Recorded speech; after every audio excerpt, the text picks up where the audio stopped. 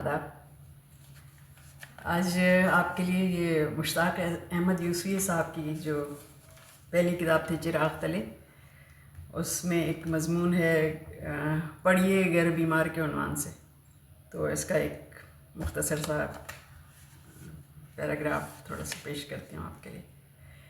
سنا ہے کہ شائستہ آدمی کی یہ پہچان ہے کہ اگر آپ اس سے کہیں کہ مجھے فلاں بیماری ہے تو وہ کوئی آزمودہ دوا نہ بتائے۔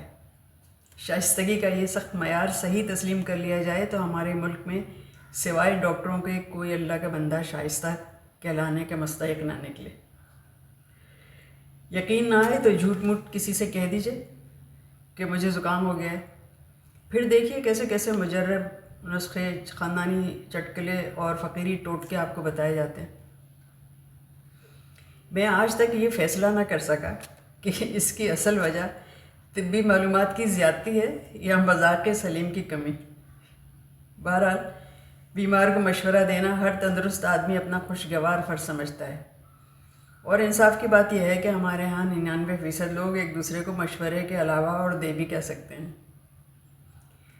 بعض اوقات احباب اس بات سے بہت آزردہ ہوتے ہیں کہ میں ان کے مشوروں پر عمل نہیں کرتا، حالانکہ ان پر عمل پیرا نہ ہونے کا واحد سبب یہ ہے کہ میں نہیں چاہتا کہ میرا خون کسی عزیز دوست کی گردن پر ہو۔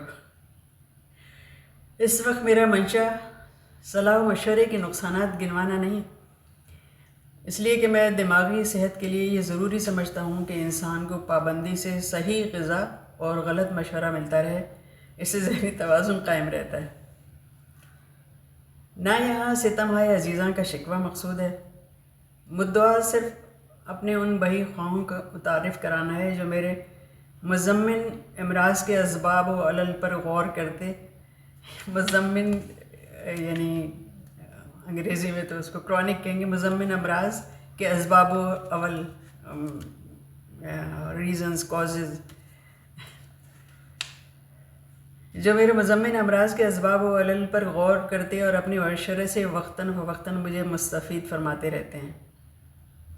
اگر اس غول میں آپ کو کچھ جانی پہچانی صورتیں نظر آئیں تو میری خستگی کی داد دینے کی کوشش نہ کیجیے گا، آپ خود لائق ہمدردی ہیں۔